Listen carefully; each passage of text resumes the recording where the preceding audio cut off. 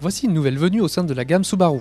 La recette est simple. Prenez une Impreza, la berline compacte équipée de la transmission intégrale, ajoutez-lui des élargisseurs de voie en plastique noir, une calandre proéminente ainsi que des barres de toit et vous obtenez la XV, une déclinaison baroudeuse de l'Impreza. Sous le capot, pas de grosse révolution. On y retrouve l'excellent 2 litres diesel Boxer fort de 150 chevaux, déjà présent sur d'autres modèles de la marque. A noter que les moteurs Boxer ont pour particularité d'avoir les cylindres à plat, comme sur les Porsche. Résultat des courses, le bloc s'avère particulièrement doux d'utilisation et n'émet pratiquement aucune vibration.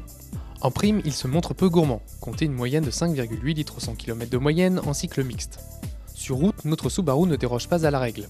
La transmission intégrale assure parfaitement son rôle et rassure le conducteur en cas de mauvais temps. Paradoxalement, la hauteur de caisse est identique à celle de l'Impreza. Les sorties en sous-bois seront donc limitées. L'ambiance intérieure n'est franchement pas très joyeuse. La présentation est austère et la qualité des plastiques n'est pas très convaincante. En revanche, la Subaru se rattrape en proposant un niveau d'équipement particulièrement riche.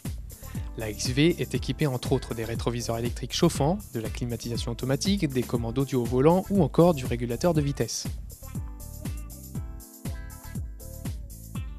À l'arrière, les passagers ne souffriront pas du manque d'espace. La place qui lui est réservée est plutôt correcte.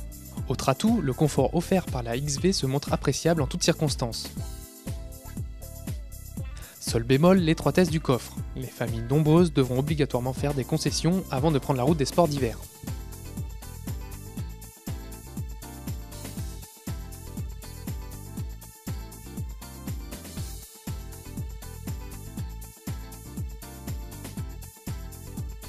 La Subaru XV 2 litres D Boxer 150 chevaux est facturée 29 500 €.